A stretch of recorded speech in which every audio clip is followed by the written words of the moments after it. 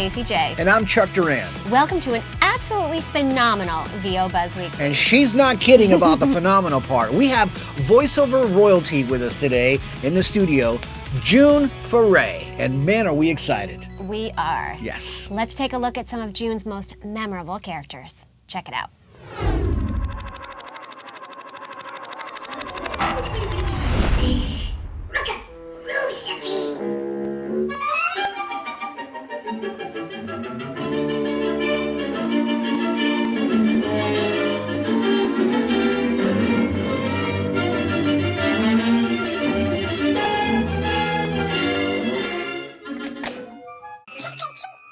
I don't remember seeing her at any of the union meetings. Come in. I warn you, dearie, I'm going to worm all of your ugly secrets out of you. Make yourself homely. She's not such a bad old lady. She might even be somebody's mother. Or father. Can't take my eyes off you for a second. Let me warn you, Sylvester, for absolutely the last time, if there's one little feather, just one little feather harmed of this bird, I'm going to sell you to the violin string factory. Remember?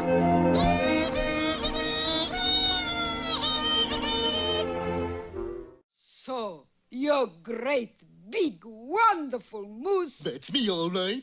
Maybe you could see to it that Hard Knocks wins next Saturday. Why not? Bullwinkle, you can't do that. I'm supposed to help ladies in distress. But Chapter 3 says you never throw a game. Well,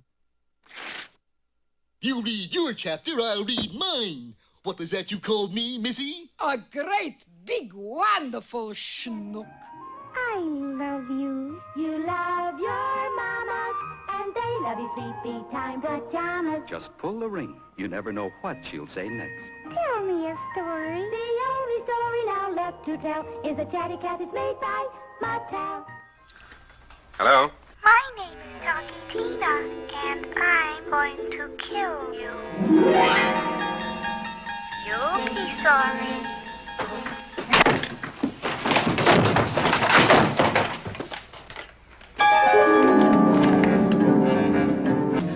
Eric! My name is Talkie Tina.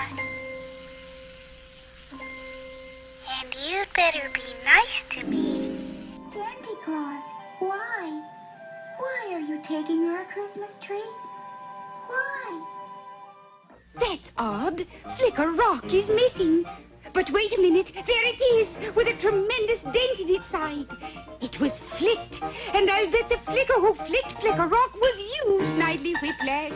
Were you ever scared? I really smurfed you that time. So, it's you again, Zokey Smurf. Hey, there's a light up ahead.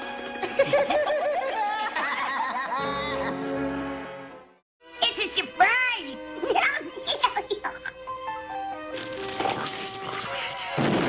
Very funny, Jokey. It sure was. I'm sorry. I just can't go. But think of the fun you'll be missing. There's more to life than fun, Oakham. I'm needed here. I've got all the luck we'll need. This is your chance to prove yourself. Grandma, no!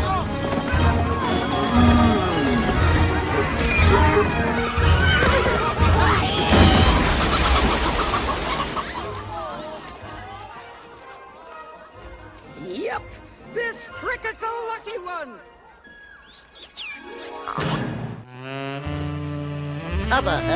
How about you set me up on a date with your granddaughter, huh? That's me. During the war, I was a whack. Hate to break it to you, but you're still a whack. Oh, no, silly. The Women's Auxiliary Army Corps. You were in the army? Yes, I was a spy. Red to the hair, a spoonful of molded peanut butter. Oh, hello. I'm Mrs. Cauldron, your friendly neighborhood old lady, who might be a witch. Nevermore! Quiet! I have a story to tell. So, here it is. And I'm not saying it's true, but I'm not saying it isn't either. With us in the studio today is the First Lady of Animation. She has brilliantly voiced iconic characters like Rocky the Squirrel and Natasha, Granny, Witch Hazel, Nell Fenwick, Cindy Lou Who, and so many others. We are truly honored to have on VO Buzz Weekly the Annie and Emmy award-winning, delightful and elegant June Foray. Yay! June Foray! Welcome. Thank you so much for inviting me. This is a special moment, especially for me, because I love you and you don't even know that. Your wife knows it. She does now, but I'm telling you right now, it's since I was a little boy, I grew up listening to you and all the stuff that you do, and when I found out that we can actually have you here in the studio talking with us and talking with everybody that watches our show, I got so excited. Stacey did too, but I was just over the top, and you'll find out later. I have a little surprise for you. Oh no. But we're so happy to have you on the show, June. Thank you for coming. Thank you. You know, every time I go someplace, it's like a network. Everybody says, I grew up with you. Mm-hmm. That's why I named my autobiography, Did You Grow Up With Me Too? Yes. Because everybody says the same thing. What made you want to write the book? Because people want to know what I've done and how I've done it. I've written 2 books. Mm-hmm. Now I'm working on my 3rd, making notes, remembering things I forgot to remember. Right. That's a good one. I should have one of those. Yes, you did. Well, your book, Did You Grow Up With Me Too? People can get that on Amazon, so check that out, you guys. It's absolutely great. Well, June, we want to kind of take us back and when did you always know you wanted to be an actress? Oh, yes. My mother and father were extremely intelligent people, and they used to take us to the theater and the opera and the movies, and I would impersonate everybody. Mm-hmm. And when I was 6 years old, I told my mother and father I wanted to be an actor, and they thought, what kind of a kid is that? But I could impersonate them all. Mm-hmm. And my mother was a wonderful singer and pianist. My father was an engineer, so it kind of ran in the family a little bit. Right. And so they got me what they called was an elocution teacher. Oh. And she put me on her radio show when I was 12. Mm-hmm. And then when I was 15, on the same radio show, the station, they had a group of actors every week. I had the hubris to call them and say, I could do all those parts. And they hired me. I got $5, I think. Wow, that was big money. But I've been working since I was 15. Mm-hmm. Wow. Well, can you take us to your first animation role, your first break into voice? I mean, you did radio, obviously. Yes. And then was it Cinderella when you got Lucifer the Cat that was the first? You got it, yes. I had been doing radio shows, and I did a show every day at 7:15 with Steve Allen, and it was called Smile Time. And I do these crazy voices, and I was under contract to Capitol Records at that time, and neither Disney nor Warner's had their record company. Mm-hmm. So I think at Disney they heard me doing these crazy voices on Capitol Records and also with Steve Allen. Mm-hmm. And so that's how I got the job in Cinderella. I had no idea I was going to be a voice actor. Mm-hmm. Right. Because I was kind of cute when I was young. And I thought, well, I'll be in pictures or on the Broadway stage. After I started in Cinderella, I just went on and on and on. Yeah. It was just voiceover from there on in, right? Chuck Jones called me for Warner Brothers. I went on from there, and that's it. Mm-hmm. Wow.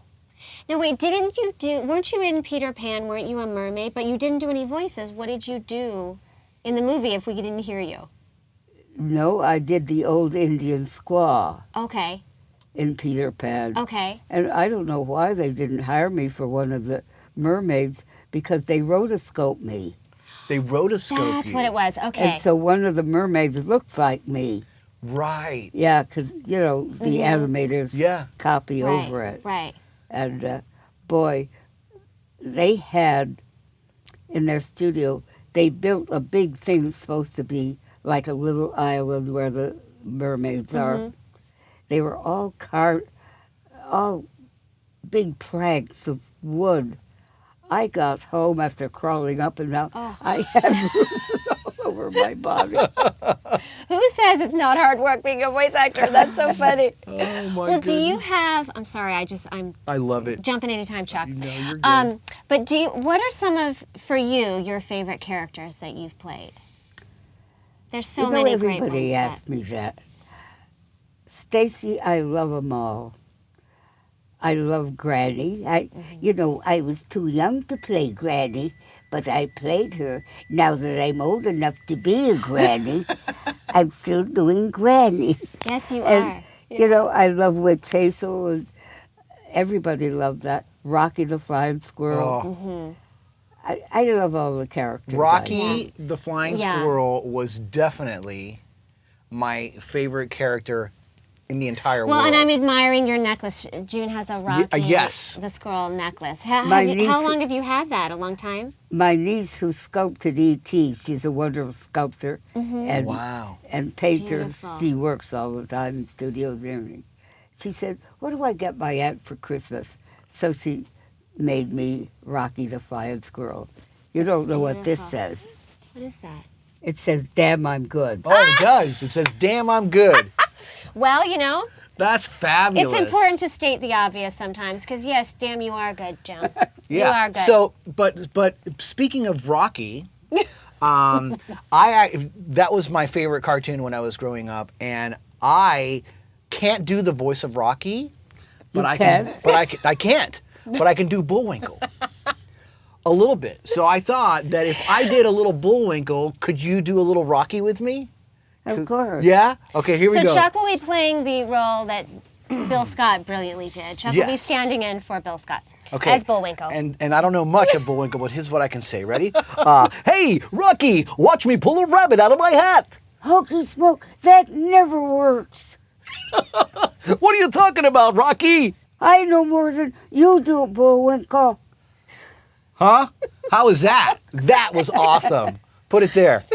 Put it there. Oh, yeah, get down, baby. That was cool. I love it. Wow, that's it. Well, my life is made. That's it. End of the show. We'll see you guys later. I don't have to buy you any more Christmas gifts. Thank you so much. That was so cool. Oh, Thank my you goodness. for that. How cool. Do you think out of all the characters you've created, June, are there any that are like you? I don't know. I'm not a witch, really. No. Oh, no. I got an Emmy doing Mrs. Cauldron. Yes, and you're still doing Looney Tunes. You're still Garfield, working and the Garfield show. What do you still like about being a voice actor? I think it's wonderful. I taught at SC for 7 semesters. Wow. Other people who wanted to be a voice actor. They'd say, hey, listen, June, and they'd do all of these wonderful voices, but you get copy in front of them, and they weren't good actors. You can't teach anybody how to act. That's only my opinion. Right. Yeah. Because somehow it's got to be here. Yeah. You got to understand thoughts, the way people think, what's in your mind, how you feel about different situations. I don't know if any of them became successful or not. Right. Yeah. But I taught for 7 years, and I thought, boy, that's enough. Yeah. You'd rather be performing than teaching?